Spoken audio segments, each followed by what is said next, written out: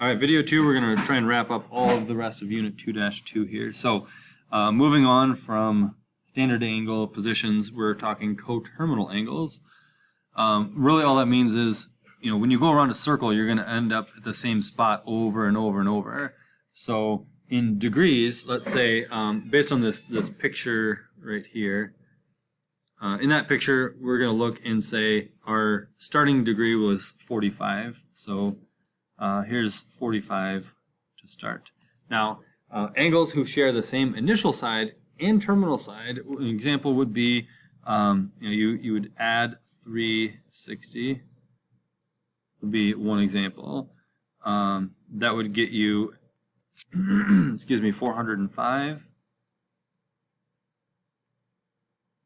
If you look at 405 on the unit, or on the circle, it ends at the same spot that 45 degrees did.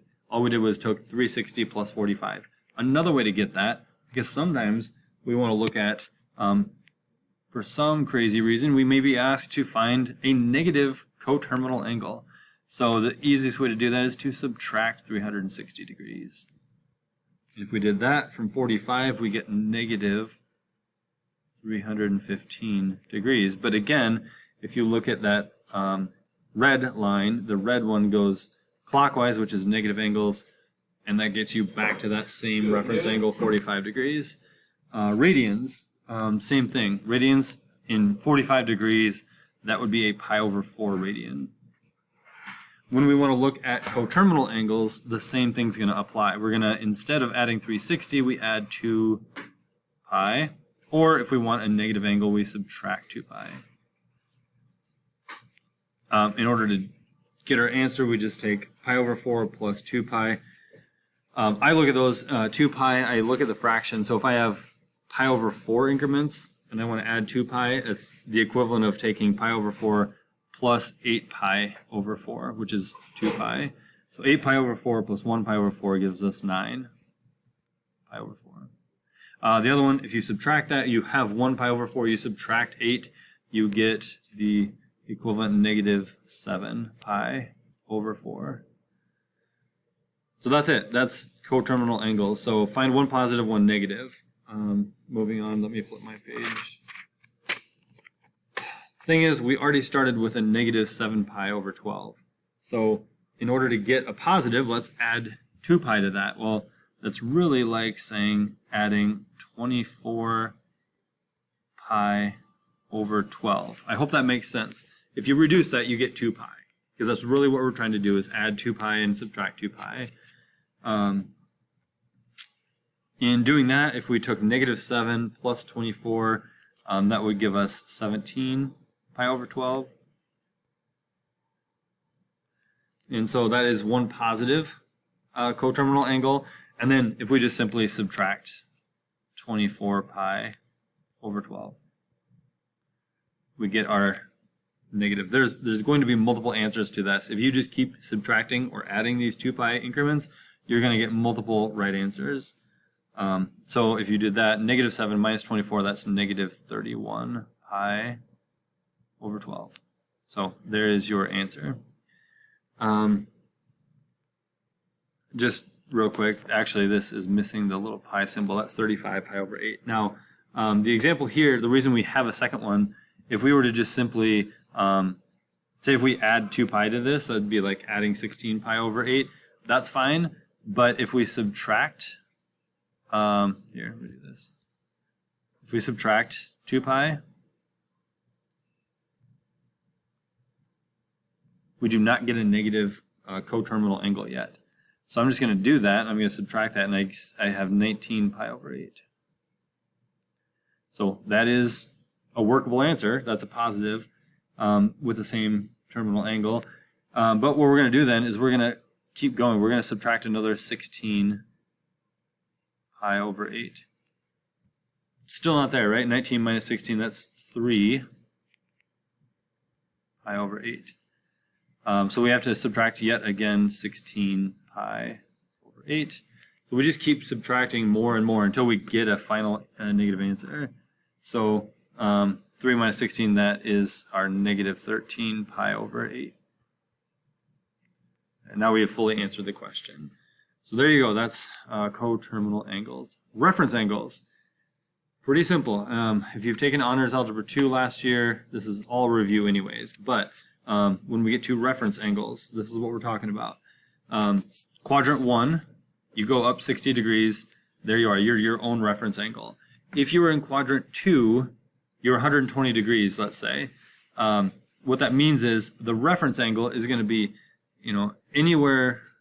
In fact, I have a quick note I can even add in here. It's the fastest way here.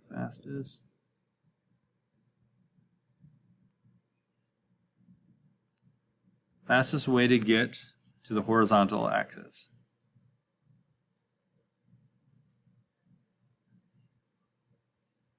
Meaning positive or negative x-axis. So in Quadrant 1, the fastest way is just right back down to that initial side. In Quadrant 2, the fastest way is not back around to the positive x-axis, it's straight down. And that angle is going to be that reference angle, again, 60 degrees here. If you're in Quadrant 3, same idea as Quadrant 2, you're going to try and get back to that negative x-axis, and that reference angle then, again, in this case, 240 degrees from the initial side, is still a reference angle of 60. Quadrant 4, for some reason, we decide to change that. We go all the way around 315 degrees, but again, the reference angle is going to be 45. This note right here with 3 asterisks comes in handy because we only need to memorize trig functions between 0 and 90. And that's exactly right. If we just memorize the trig functions and their values from 0 to 90, we can then just apply that to the other 3 quadrants. The only catch would be we have to make sure that we have our positive and negative values for those answers correct, but that's Unit 2-3. So in this case, we have example, sine 45 is 0.707. That's this one right here, right? That's 45 degrees. So there's 45. If they say, what about sine of 135 degrees? Well, that's right there. That's 135 degrees. Right there. 135. Our reference angle, however, is still 45. So if you type in sine 45, enter, you get 0.707. If you type in sine of 135 and hit enter, guess what? You also get 0.707. Unitless, we don't have units on these, but that's all I need to say about reference angles, right? Is just simply that we have the first quadrant is our guide, and then wherever we're at in quadrant 2, 3, 4, we find the fastest way back to the horizontal axis and apply that to get our answer. Examples here, we only have examples 1, 2, and 3. So here we have 17 pi over 15. Well, that's just over 15 pi over 15. So we're let me thicken up the sketch. There we go. So initial side here, terminal side is going to be all the way around here, just past 15 pi over 15. So we're somewhere around here. This angle right here, like I said, here's 15 pi over 15. All that we have left, our reference angle, our reference is just 2 pi over 15.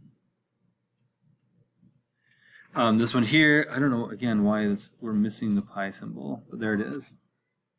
13, if you think about that, that's just shy of 14 pi over 17, which is just shy of 2 pi. So we're just barely short of going all the way around the circle. Doing that, we have this little gap right here. That is just 1 pi over 7. So the reference angle, again, the reference is that shortest distance back to the x-axis. In that case, it's just that pi over 7 distance. Negative 200. Now, terminal side or initial side here, and our negative 200. Well, if you think about it in degrees, back around halfway is 180. We're just going to simply go up an extra 20 degrees. So right here, that's that reference angle. If halfway around is 180 and we go 200, that is just simply a difference of 20 degrees. those are the topics of Unit 2-2. Please use this video as much or as little as you need, because again, we've covered a lot in this section, but again, it should mostly be review, if not all of it reviewing. So I'll let you guys get working on your practice problems.